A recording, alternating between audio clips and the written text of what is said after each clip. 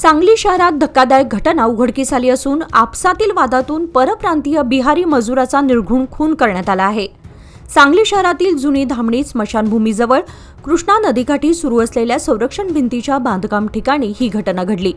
विनायक कुमार बालेश्वर चौधरी वय 22 असं मृत मजुराचं नाव आहे।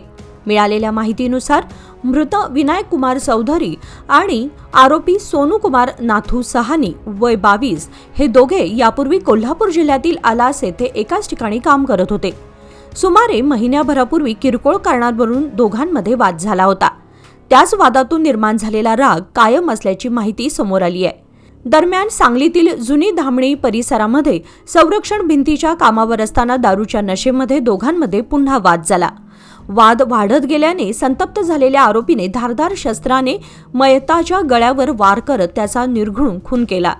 ही घटना सांगली ग्रामीण पोलीस ठाण्याच्या हद्दीत घडली असून माहिती मिळताच पोलीस अधिकारी व कर्मचारी घटनास्थळी दाखल झाले। तसेच स्पेशल रेस्क्यू फोर्सचे आपत्कालीन पथकही घटनास्थळी पोहोचले। पोलिसांनी घटनास्थळी पंचनामा करून मृतदेह पुढील तपासणीसाठी सांगली शासकीय रुग्णालयात पाठवला आहे। या प्रकरणी आरोपीस पोलिसांनी ताब्यात घेतले असून पुढील तपास सुरू आहे।